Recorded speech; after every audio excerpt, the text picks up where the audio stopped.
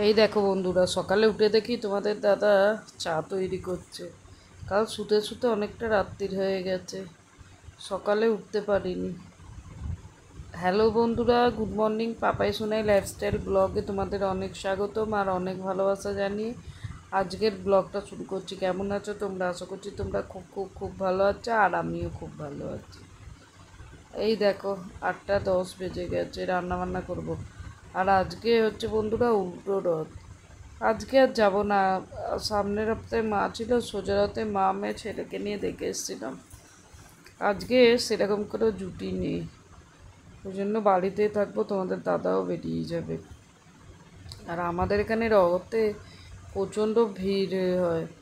বাচ্চা নিয়ে একা যাওয়ার থেকে না যাওয়া ভালো। আর কী সর্বনাশটা হয়েছে দেখো, কাল একটু ফ্রিজটা বন্ধ করে রেখেছিলাম, এইখানটা তোমরা হয়তো দেখতে পাচ্ছ না, জলে একাকার হয়ে গেছে।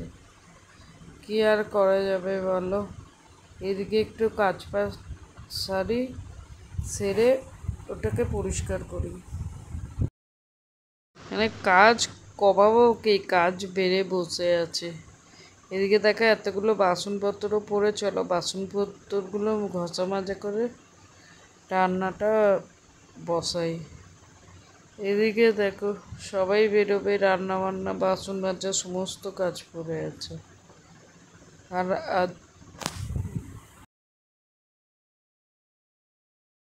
সারাদিনের বন্ধুরা সকাল থেকে উঠে এত পরিশ্রম, তারপর সারাদিন ভিডিও কলে তোলা, সেটাকে আবার রাতে এডিট করা, আমার যেন চোখ বুজিয়ে আসছে। কি মানে বলছি, নিজেও বুঝতে পারি না কি করা যাবে বলো। রাতে যদি এডিটটা না করে রাখে, সকালে দেওয়া যাবে না, কারণ সকাল থেকে আবার তো শুরু হয়ে যাবে একই রকম ডিউটি। সংসার করতে গেলে তো করতেই হবে বলো না, যতই শরীর খারাপ হোক যা হোক, সংসারে কাজকর্ম সব করতে হবে, ছুটিও নেই কিছুই নেই। চলো এগুলো বাসনপত্রগুলো ক্লিন করি, ঘর মুছবো, আর সাবান কাচার আছে অনেকটা। মেশিনেই কাচবো, কারণ প্রচুর সাবান কাচে, হাতে আমার দ্বারা সম্ভব হবে না। আর মেশিনে কাচি যে হাতে কাচি, পরিশ্রমটা হয়তো হয় না, কিন্তু মেনটেন তো করতে হবে। ওই জন্য জিনিস কেনা না, জিনিস কিনে বোঝাই করে রেখে দিলাম। জিনিসকে যদি মেনটেন করা যায়, তোমাদের দাদাকে আমি তাই বলি, তবে জিনিস কেনা ভালো। কথাটা শুনতে অপ্রিয় হলেও কিন্তু কথাটা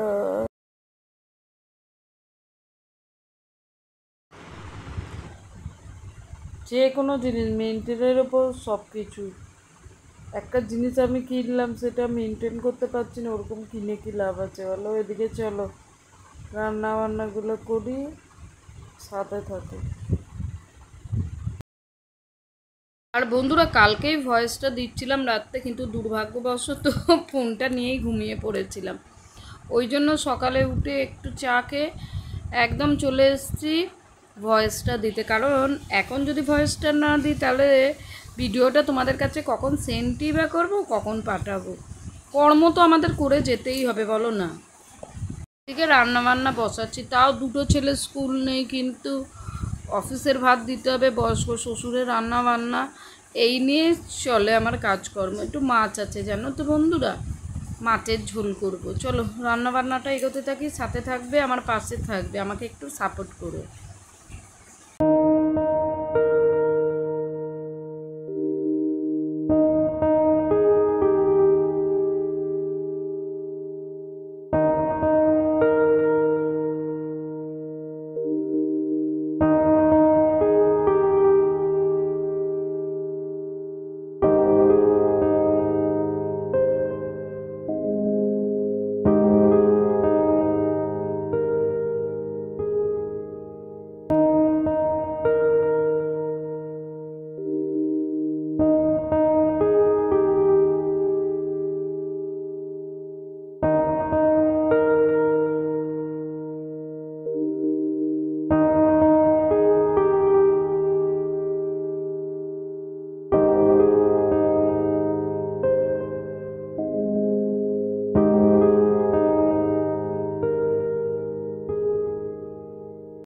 এদিকে দেখো বন্ধুরা, এক এক করে কাজকর্ম শেষ করছি।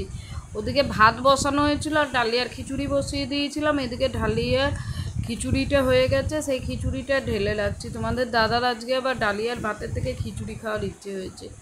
সেদ্ধ সাদ্দা তো খিচুড়ি, ও তো বেশি তেল মশলা খায় না, একটু বসিয়ে দিলাম জানো তো।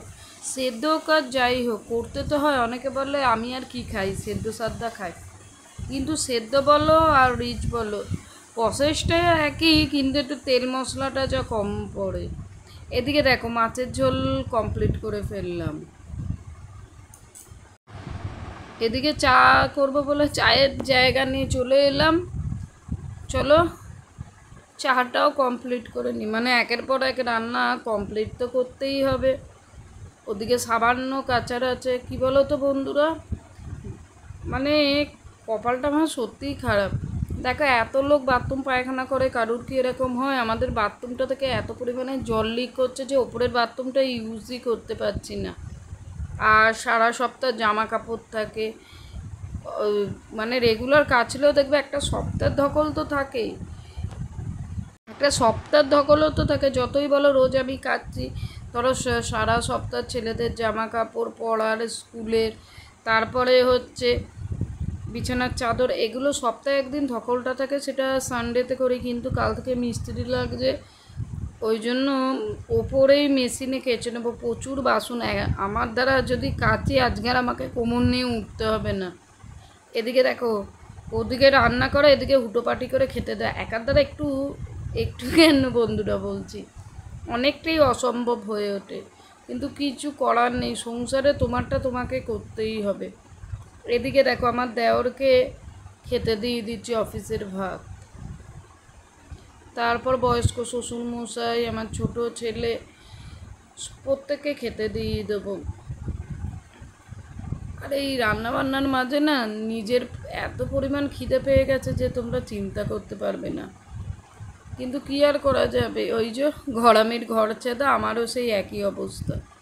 সবাইকে সময় মতো দিলে আমাকে আর কে সময় মতো দেবে। মনে হচ্ছিল একটু চিড়ে খাই, চিড়ে আনা আছে, যে চিড়েটাকে ভালো করে ধুয়ে একটু চিনি দিয়ে এক একদিন ইচ্ছে করে দেখবে সাধারণ খাবারই মনে হয় একটু খাই, কিন্তু এত কাজের মাঝে মুড়ি বলো কি চিড়ে বলো বসে খাওয়ার একদম সময় নেই, বুঝলে।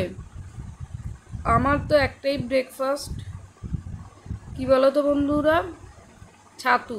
আর এখানে দেখো রাতে ডিম দিয়ে আলু দিয়ে পটল দিয়ে একটা তরকারি করে নিলাম। এই দেখো অত খাওয়ার ইচ্ছে, তাও খেতে পারলাম না। এদিকে একটু ছাতুগুলো আনলাম তোমাদের দাদাকে দিয়ে, ওটাই খেয়ে নি। কী করবো, পেটটাকেও তো ভরাতে হবে বলো না। মানে মেয়েদের বিয়ের আগে জীবনটা থাকে, আবার বিয়ের পরে জীবনটাই আলাদা। আবার আমরা যখন মা হই তখন জীবনটাই আলাদা। আমাদের একজন মেয়েদের কিন্তু একটা রূপ না, অনেক রূপ। যেমন বিভিন্ন দেবীদের বিভিন্ন রূপ, সেরকম কিন্তু আমাদের মেয়েদেরও একটা রূপ নয়, অনেক রূপ।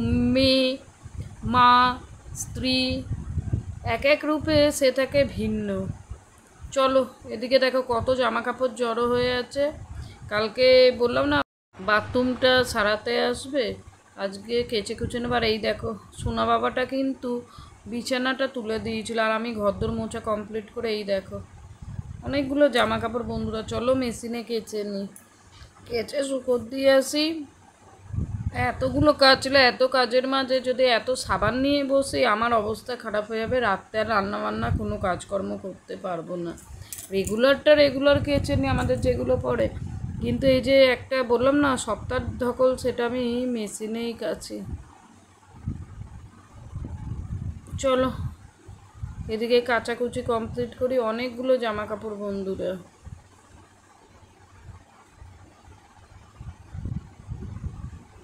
একবারে ভাবলাম যখন কাচাকুচি করছি আমার নাইটি আছে সেগুলো দিয়ে দিই।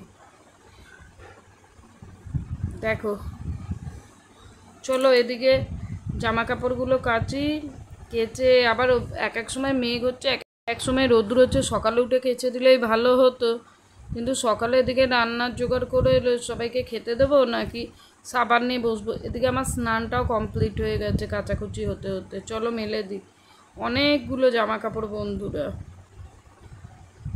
এগুলো যদি হাতে কাচতাম মিলছে আর ভাবছি, তাহলে আমার অবস্থা হয়ে যেত খারাপ। চলো এগুলো মুয়েলি, সাথে থাকো।